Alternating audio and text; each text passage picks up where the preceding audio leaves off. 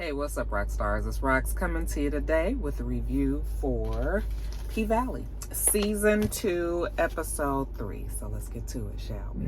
All right, so before we get started, you guys know I got to switch things around that's going to make more sense for me when I'm telling the story. So the way it happened here is not necessarily the order of how it happened on the show, but I'm going to get it all to you. Don't you worry about it. I promise you, every time I watch P-Valley, this is the third episode, every single one has been totally different. It's just like I'm watching a new show each week. I'm not complaining. I'm actually still enjoying the show, but it's just like nothing is really, like every week I feel like they trying something different is what I should say. So, I mean, we'll see where it goes. Obviously they're, building the story. So, but yeah, it does feel like, it feels like a new show every single week. Anyway, you guys. So the show opens with Roulette. Roulette is doing a private dance for somebody in that room that looks like the damn hell to me. It's red and it's got all of the, it looks like it's lightning and in the ceiling with the clouds and shit. It's just something about Roulette and Whisper. When I look at them, they look demonic to me. The fact that Roulette wears that black lipstick and just something about them, especially Whisper with them fucking blue strange eyes and that white hair and the way she talks and her face is I just be like, yeah, I'm really not feeling Whisper. The jury is still out on Roulette. But anyway, Roulette is giving this private dance and old boy was like, it's the pandemic, remember? So she has on her mask and he was like, I want to see your face. And she was just like, yeah, the rules are we can't, see faces. But you know what? She'll break a rule for a brick. And you know what? Old boy is happy to oblige, First, when he sees her face, he was like, oh, you got them dick-sucking lips. Okay? Now he ready for his blowjob. All right, that's going to cost you another brick. So he shells out the money, and she commences to blow. And I was just like, wait till Uncle Clifford find out about this. Now, in the pink, we can't complain. Everybody is making bank. Whisper and Roulette especially. I mean, every night it seemed like they got big bags of dollars, okay?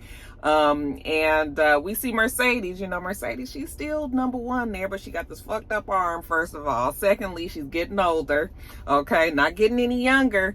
Maybe it's time for her to do some things a little bit differently. Now, she still has the dream of taking care of her dance team, and she goes to the to the space. I'm assuming that she's about to rent this space right here, but she needs the money. She's not dancing no more, so extreme needs take extreme measures, right? So y'all remember Coach, okay, from last season? And side note, why did they switch out the coach? Okay, they made it happen and tried to act like we wasn't gonna notice it, but I noticed that Coach is different. Is Corbin different too? Because when I'm looking at some of these characters, I'm just like, why everybody that don't look like the Corbin from last year? But it might be. But I know for a fact that this ain't the same Coach. That's why I was confused at first. But yeah, y'all, she's remember last year Coach wanted to sponsor her. Okay, well, she's taking him up on the offer. All right. And you know what? Get your wife in on it too. We got to make sure that all of this works together for the good. Okay. And they're going to discuss, all the parameters of said arrangement. I was like, oh, okay, Mercedes. So you going to be the official side hoe now. Okay. I mean, hey, you got to do what you got to do, right? Now let's jump over to Pastor Woodbine since we're talking about her daughter. Okay. Pastor Woodbine, remember she's giving out food baskets and hand sanitizer too. People are driving up and there's a young girl who pulls up and she wants 2 baskets. And one of the parishioners was like, Pastor Woodbine, come over here. It turns out that it's Terica. And she was like, no. She don't want her grandmother to come over there. When she come over there, she's like, hey, Patrice. She was like, girl, I will stomp a mud hole in your ass. Okay. Good afternoon, grandmother. Okay. That's better. All right. Terica, why are you driving? Where's your mama? She's asleep. She's asleep at 3 o'clock in the afternoon. I said, oh Lord, what's wrong with the mama? Okay. But Terica's getting food baskets and she needs 2 of them. And one is for her neighbor. I was just like, why is she getting food baskets at all Even if one was for the neighbors, the other one for her house. Like I said, what's going on with Mama at Terica House? We'll talk more about Mama later. Now, we see Murder and his crew. You guys know they out on the road. And, I mean, they doing what people do out on the road. They stopping at convenience stores, at gas stations. People got to pee. People want to get a few snacks. Okay. I imagine when you see Murder and his crew walk into your gas station / convenience store, and and if you're not used to that element, that might make you a little nervous. So the girl that's serving them, or actually ringing them up, the cashier, she's a little nervous. She got her finger near the button, push the police, call them down. But you know what? Yeah, you ain't got to worry. We ain't there for nothing more than to use the bathroom and get a few things. Okay. And it looks like the tour is going well so far. We see that Murder in Mississippi still have they have their good chemistry. Take a photo shoot impromptu out in the parking lot. Everything is all good. And when those pictures show up on social media, Uncle Clifford, of course, sees it. And she's just like not seeing it for Mississippi or Lil Murder. And Autumn is listening to Uncle Clifford complain about them. We need a damn new headliner. All right, because Mercedes is not going to be able to get back up on that pole. Uncle Clifford is pissed about it. Like, you know what? She probably might not get up there ever again the way you rushed her up there. I told you good and damn well that the paint was not ready to spread its legs yet. Thanks to you, Mercedes is out of commission. She was like, you act like I put baby oil on the damn pole. He was like, listen, you 85% responsible. All right. You want to be 65% responsible? They negotiated up to 69%. He said, that's a good position to take. I was just like, between Autumn and Clifford, child, I don't know if they like each other, hate each other, what. It's definitely a love-hate there. And more emphasis on the hate. But anyways, they down a star. And Uncle Clifford ain't taking the heat for this one, because Uncle Clifford was like, I left you in charge. All right, I told you I wasn't going to be here for that opening. You hurried up and did it. Okay, so that shit is on you. All right. Okay, well, whatever. We need some new headliners. We're going to let Roulette and Whisper be it until Mercedes is ready to get back up on that pole. Uncle Clifford ain't really feeling that, but what can you do? All right, and Whisper and Roulette are good on the pole. All right. Now, we need a DJ. And Big Bone is over there like, why can't I be the DJ? They play my playlist sometimes, and she was playing a song right now. Uncle Clifford was feeling like, what you know about that? Okay, yeah. So, I mean, it can't be no worse than Big L. So Uncle Clifford was like, all right, Big Bone, you can be it. Okay, the Pank is fixing to open some legs and wallets and doors tonight. Yeah. Why is he so extra? Now, jumping back over to Pastor Woodbine. So Pastor Woodbine is look like we have a little luncheon that the mayor has gotten together with all of the local pastors in the community. And of course, the mayor is trying to appeal to them, feeding them a whole bunch of hogwash about how he wants to do so much for the community and, gonna bring the casino in and it's gonna be jobs there and all of this. All right. And all of the pastors there seem to be kind of with the mayor. Everybody except for Pastor Woodbine, honey. Pastor Woodbine was like, don't let this motherfucker sit up here and lie to y'all. They not going to give us no jobs. They going to do what they got to do, take that property and, exploit it the same way that they did. She put it a little differently, but this is basically what she's saying. Like, don't believe it. Okay, don't believe the hype. I think her old pastor was like, I'll make sure I tell my congregation. And she was just like, What we need to do is take this money and build up our schools. Okay, take the tax money and really invest it in the community. I said, listen to Pastor Woodbine trying to be about the people. Okay, don't fuck around and make me like Pastor Woodbine. With her crazy self. Baby, Pastor Woodbine said, honey, the congregation of Breath of Life Tabernacle Church will not be supporting this mayor in the upcoming election. So y'all can take your dry ass chicken and get on. I said, all right, Pastor Woodbine, let them know. Now, like I said, Murder and them, they on the road. It seems that they are in New Orleans right now. We see Big Frida up there performing. Murder in Mississippi, they playing around in the back, backstage before they go out there. She got a basket of fruit, strawberries, chocolate-covered strawberries, and she feeds one to Murder, and her manager, whatever his name is, he takes a picture of it. Not only do he take a picture of it and post it, she was like, you posted that already? I said, oh, that's your ass, Mississippi. I know Derek is at home just I mean, just probably seething over there, ready. I'm sure he's making a list, checking it twice, and he know who been naughty out there. So, yeah.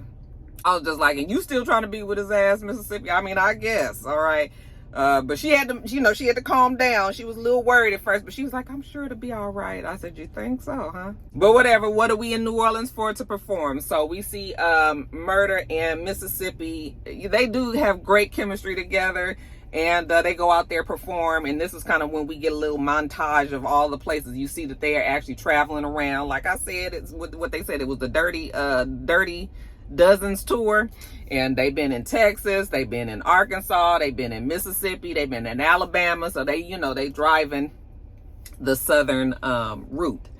So and the people love them. They a hood success. So now after one of the performances, I'm not sure exactly where they are, and y'all gonna have to help me with this whole scene. But evidently this guy walk in, he got on blue and gold. That's I guess a gang like that they don't fuck with or whatever. But he used to fuck with Murder until Murder must have beat his ass. And so anyway, there's some bad blood between this guy that walks into the club, and of course Murder and all his team, they all there enjoying the bar. Okay, well, when old Blue and Gold walk up to security, that's Murder's new security, it's a little tension there. Okay, and Mississippi manager was like, oh, on God, we cannot have no shit on this tour. Okay, because there's big money riding from the label and the people. We making sure.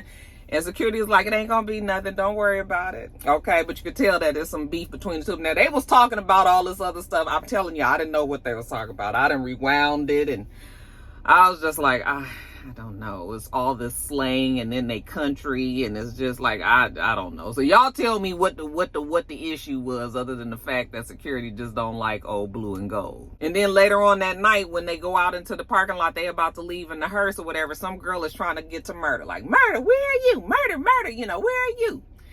And she's walking through all of the group of guys that's out there. Blue and Gold is out there, Murder's team is out there, the security, whatever. And when she walk up to Blue and Gold, he say something like, and calls her a bitch. All right. And security don't like that. I guess he just needed a reason. And of course, after a confrontation, they get in, he get into a fight with Blue and Gold and about to beat the hell out of him. Okay. And of course, there's all this chaos. Everybody running, jumping, trying to get away. Next thing you know, somebody pull out a gun, they shooting. Murder got to get out the damn hearse and get out there and grab security and bring him in the hearse. And everybody got to jump in there because we got... Yeah, child. I mean, I guess it's bound to happen when you're doing this kind of, grassroots tour. But, Murder was just like, nigga, you trying to start a war out there? Like, stop it. Cut it out. And of course, this is all on social media because Mississippi was live on Instagram before all of the shit started up. And so that means everybody at the paint, all the girls in the back, they watching. They was like, that damn Mississippi, she bring drama wherever she go. I said, even your haters will keep an eye on you on social media, won't they? But like I said, Lil Murder, Mississippi, they out there. The people love them. Every time he finishes performing, the girls is all over him, and he got to get to his hotel room and they all trying to get with him and all of that. But Mississippi always saves the day. Okay. Opens the door, gives him a big kiss. The girls are like, oh shit. Okay. And, she brings him in, to the motel room, I should say. Mississippi has a good beard for, Lil Murder. They have a great relationship. She knows about how, he feels about Uncle Clifford and everything. So I guess one of his rituals after he finishes performing wherever state, city they in, he'll send Uncle Clifford a postcard and just write a little something on it. So this is the one for where were they? I think, New Orleans. She teasing him. She takes a postcard and she reads it. She was like, I guess I miss you. That's what you say? Like that. You the one that denied Uncle Clifford, and now this is the kind of message you send. Like, you need to send something. You need to come a little bit better than that. So then Lil Murder takes it back and then puts in there, I love you. And she reads it and she was just like, nigga, I love you. You can't say nothing other than that. He said, there's no other words than that. I was like, oh. Child, I'm telling you. We like a little thug element and everything, but nothing is better than when the thug is in touch with their feelings and know how they feel. It's just such a oh my God, when he said that, I was just like, oh, Uncle Clifford don't even know. And you know, the fact that they have like this forbidden, taboo kind of love for each other, even though Uncle Clifford is not trying to admit that, like, it is just such a touching when he said that, and the way his look, I mean, he is really a great actor. The fact that he is able to emote all those things and you see it on his face before he even says it, oh, it was so touching, guys. I know Rocky love. It was really, really touching. So, and when he said that to Mississippi, she was just like, oh, like, what could she say? Like, this is really how he feels. Well, then nigga, send the card then. We gonna send that today. He was like, you cannot send it. You know, she snatches it from him, you know, running around the hotel room, the motel room from him. You know, he's like, give it back, you know, give it back, Mississippi. And then she opens the door like she about to run out. I said, girl, don't forget all them women is out there. And when she opens the door, security is there. Okay. And he was like, Murder, can I talk to you for a second? I was like, oh shit, what this fixing to be? But it turns out it was nothing. Security just wanted to sit back and talk with Murder. I still don't quite know what their relationship was in jail. You definitely get the sense that they have been very close at one point. When they were in jail together, for instance, Murder had then got shanked pretty bad, almost died, like a diameter away from his kidney or something like that. And security is the one who helped him and ended up killing the guy that shanked him. So security got put in the hole, and Murder was there for him, and, you know, would send him like things, and, you know, they had like this relationship. So security was thanking Murder for just being there because the shit was dark there and it was hard, and, you know, all of that. So they definitely have a relationship. They've been through it with each other. Not quite sure if there was a physical or some sort of intimate relationship there, but definitely these two are very, very close, and I don't think anybody even on the tour with them realizes it. So we'll keep our eye on that. Now let's jump over to them damn demons, Roulette and Whisper. Okay, Roulette looks down and sees that she started her period. She's like, fuck. But Whisper is there with a tampon. And how about we find out that Roulette and Whisper didn't know each other before they started working at the Pank? I swear I thought those two were a team. Like, how do you guys so easily work together? I mean, that's how I guess you know it's kismet. Like, I guess that's how it was supposed to be. But I was just like, they didn't know each other before then? Okay, anyway, again, looking at the two of them, Whisper with these fucking eyes and that blue hair and the lights, and it's like her face always look like it's like glowing or something, like glow in the dark, not glowing like happy, and no, bitch look like she's illuminated. I don't like them, and I'm mad because I love Wanda on Snowfall, so I was hoping that I really liked her character on this show, and so far I'm not liking the character, but I guess that's how we supposed to be. So I mean, she's doing her job, she's a great actress and all. It's just like, I'm not feeling her. And then it's gonna be some extra shit in the club, because between Whisper with these drugs, doing sniffing cocaine, and then Roulette and prostituting, blowjobs in the fucking VIP room and whatever, like, they about to turn the Pank into something totally different, especially with Big L, because Big L is determined to bring these drugs. He wants to bring the oxycodone in there. He's still in touch with Gidget's ex-boyfriend. Y'all remember him, okay? The one that drives the 18-wheeler. Well, Gidget is gone, but he back around. And like I said, him and Big L had struck up that deal last season where he was going to be doing the drugs there. So all this is going on behind Uncle Clifford's back. It's going to come to a head eventually. And speaking of Uncle Clifford, y'all, what about when Uncle Clifford got dressed and got his big ass up on that stage? He got on that pole. I said, okay, Uncle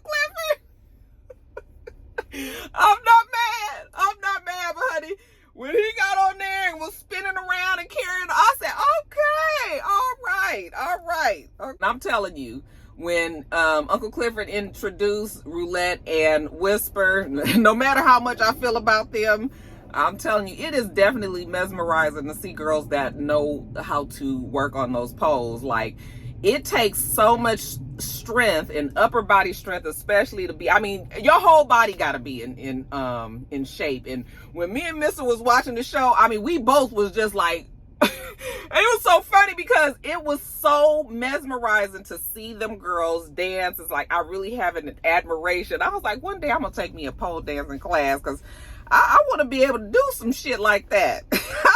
I be amazed. So while they up there dancing and everybody is loving it and all, you know, Roulette, she gets a little too excited and she ends up taking off her top. And, you know, her little titties is just jiggling around and everybody is all excited and all that. And Uncle Clifford was like, I'm gonna beat your ass.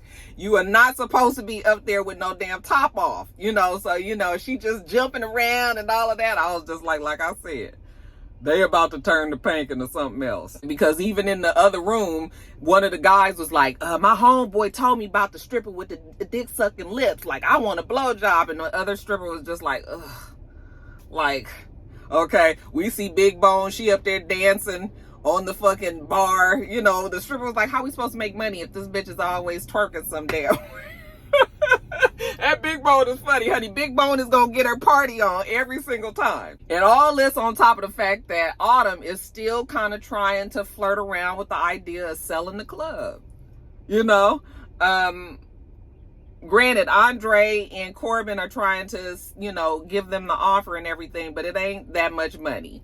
The 1 million as opposed to the 10 million, the big dick offer that they waiting on. Okay, they offer him $1 million. Clifford ain't trying to do that. Like, where these hoes gonna go if I don't have the pink, you know, for them? That Autumn, I have a feeling she gonna sell the pink from up underneath everybody. Okay, because sis don't care. Sis do not care. Now we see Andre and Corbin. Like I said, they did the offer. She was like, you ain't nowhere near the mark. She sent a text message back to Andre like, nigga, come back to us when you ready to do some real business. And while Corbin and Andre are talking, and Andre's talking about how he was born and raised in Chucalissa, you know, he got every right to be there. You know what, if he thought about it good enough, he might run for mayor his damn self. And Corbin was like, if you do something as crazy as that, I might be crazy enough to sponsor you. I said, come on, Andre, throw your name in the hat. Why not? Okay. I mean, you know what your godfather wanted. And hell, can't be no worse than what's happening right now. Okay, so we'll see. But I have a feeling that Andre gonna leave that wife. He talking to her on the phone, and she trying to ask him when he coming back. And that man ain't coming back. He done met sunshine. We will never see Andre and his wife together again. Now let's jump back over to Mercedes. So remember I told you that Mercedes was entertaining the coach's proposition. We see her drive up in her, who was that, like a Firebird or an itsrox? I said, she's still driving that car. It's nice though. And she's on the phone with Terica. You know, Terica's like, what you doing? She's like, working. Okay, I'll talk to you later, basically. So she pulls up to this high rise. We see her go into this apartment. It looks like a penthouse apartment. It's real nice. You know, she's just like, damn, this is really nice. You know, she's looking all around. I was like, I guess she's really going through with this old contract with Coach. Okay, we see the coach and his wife. And the wife got a contract written up, and honey, it's about this thick. She was like, I need you to answer question 15, 19, 28, 33. And Mercedes look over at the coach when the wife walk off like, what the fuck is this? Okay, you the one said that we got to have some discussions, baby. Let's put it on paper and make this official. She ends up sitting down with Coach and his wife. And, you know, even though Mercedes is like, boy, Coach, you clean up well. Okay, yeah, but let's get to the business part. So you can tell the wife is just sort of like, I guess this is my husband's new thing now. All right. And she's only there because Mercedes asked her to be there. He gets a phone call, so he leaves the room. So it's just Mercedes and the wife. And she was just like, yeah, I ain't never met none of the hoes before. And Mercedes was like, I'm not no hoe. And she was like, girl, you getting paid $10,000 a week. Did she say $10,000 a week? Bitch, I was like, maybe we need to rethink this whole Mercedes car. Maybe it ain't that bad, bitch. $40,000 a month just to sleep with somebody. I mean, I'm sure it's going to be more than that. But, you know, just looking at it from the outside, looking in, honey, that ain't sounding too bad, bitch. I'll be a hoe if that's what you want to call me. Before the coach had left, Mercedes and the wife kind of had a connection because Mercedes had noticed some pictures up on the wall that the wife had taken. You know, she's a photographer. You know, the the coach seemed like he don't really take that serious. Like, that's some, you know, oh, that's something she did when she was a photographer. She was like, I'm still a photographer. Okay, and Mercedes, you know, she was either able to walk up to it and tap into what the emotions was of the picture and all that. And so the wife was like, oh, this one a little different. Okay, she got a little sense. So maybe, you know, maybe this can work. All right. So like I said, Mercedes and the wife, they sitting there, they talking and everything. And when the coach come back in there, he's like, baby, you got to see the Mercedes experience. Okay. Mercedes, get up on that pole and, get up there and drop it like pow, like how you do. I said, Mercedes can't do all that. Her shoulder is fucked up. Okay. They just took 7 pounds out of her last week. You missed the whole thing, coach. But he don't know nothing about that. And damn it, $10,000 a week. We gonna have to work this shoulder today, Mercedes. So honey, Mercedes pull out her phone like, where can I plug this in? Right over there. Okay. Happen to have a pole, lights and everything. I said, I guess the coach got a proclivity. For sure.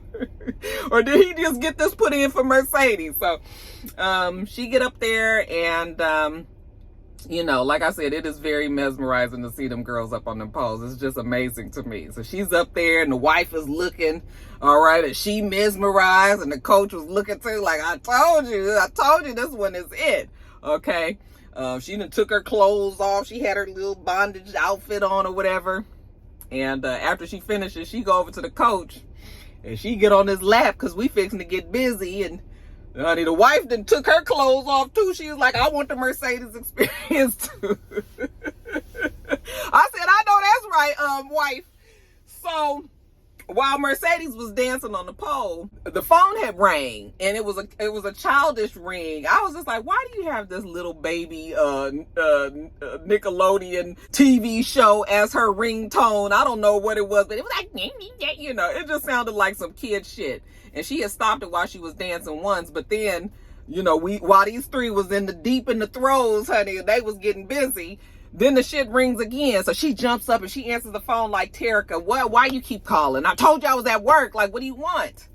And it was a man's voice said, this is the sheriff. I have Terica's phone. She was driving. Mercedes was like, well, she don't have a license. She can't drive. She's not no car. She's underage. Well, she was driving. She got some woman in the back seat who's drunk. I'm gonna have to take her to jail. Jail is no place for a woman or a child. Like, so now Mercedes got to go. And I said, girl, this ain't gonna take no cut out your money.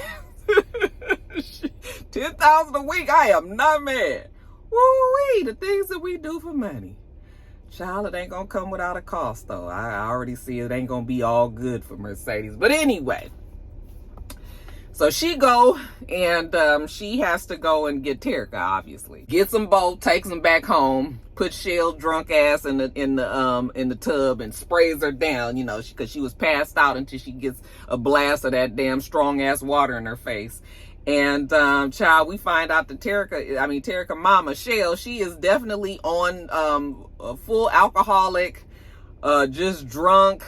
And I guess Terica been taking care of herself, especially since the pandemic has been going on. A lot of people did get some addiction issues. So, Mercedes was just like, what the hell you doing? You got this girl driving out there, like, Well, child, mama is about tired of Terica. She don't want to take care of her no more. She feels like her life has been ruined because she's taking care of Terica. But Mercedes was like, I begged you to give me my child back and you would not. Okay, I begged and pleaded after the man died. Okay, because you guys know Shell was married to the husband, Terica's dad, and Mercedes was messing around with Terica's dad. She lied when she was 15, told him she was 18. She was a stripper, I guess, or maybe she wasn't. I'm not sure. But she tricked him, made him think that she was older, which is still bad because 18, 15. Okay, and this nigga grown with a wife and everything, so all of it is still all bad. But she couldn't take care of the baby, had to give it to them. It was his kid too, so they took care of the baby. But when he died, he begged the wife, apparently, to always take care of Terica. And I guess the wife made the commitment, and now the wife is miserable. Like, I didn't ruin my whole life, taking care of this girl. Girl, why you ain't gave this woman her baby back? Okay, you did all you could for as long as you could, and now you feeling, it's not like Mercedes didn't want her. She asking you for her. You gonna keep her just to be spiteful?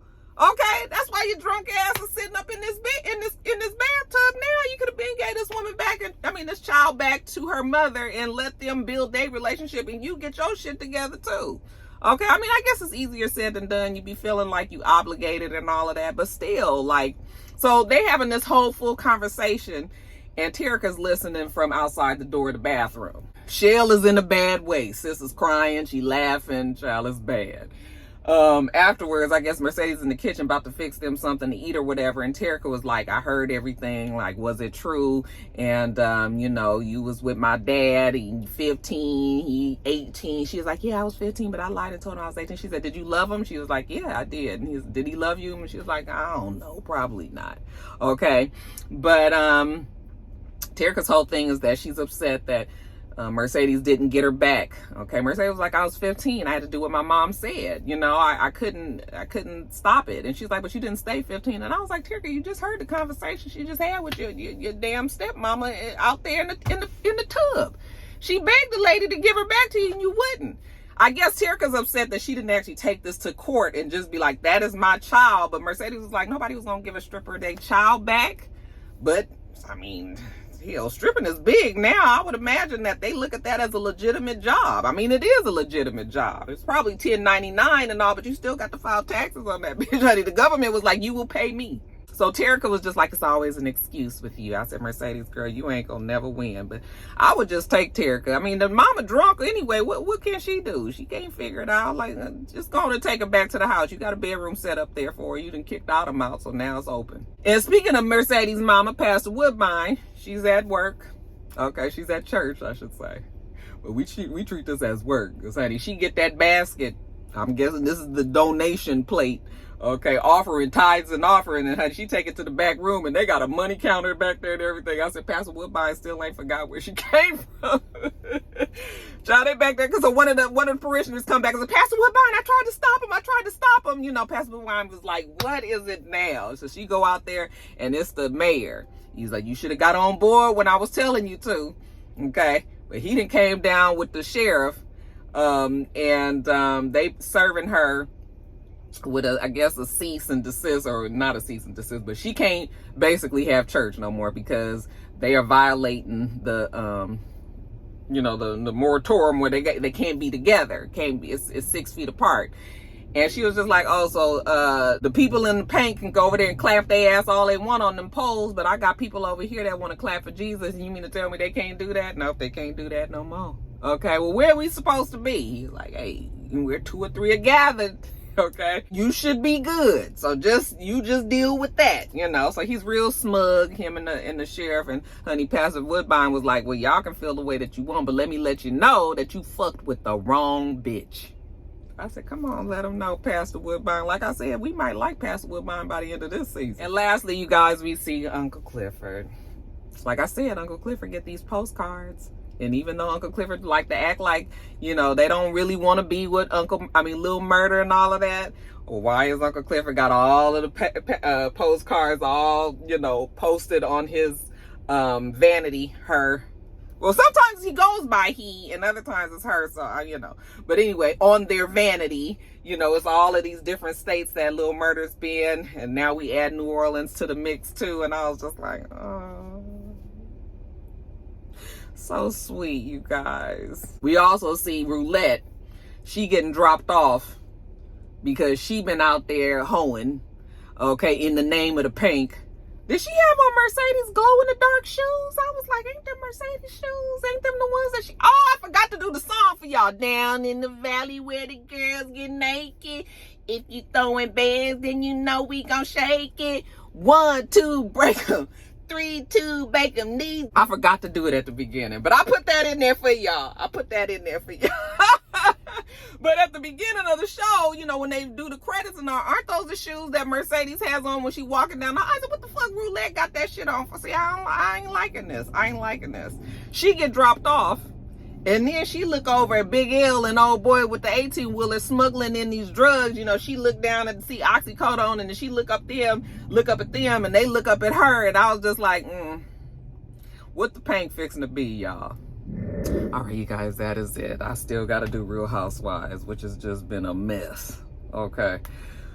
Make sure that you rate, comment, and subscribe to the channel. I'm itsrox. The channel is itsrox. Everything else I do will be in the bottom bar. All right. So I hope that you have a wonderful, wonderful rest of your day, and I plan on doing the same. Until next time, rock stars. Bye.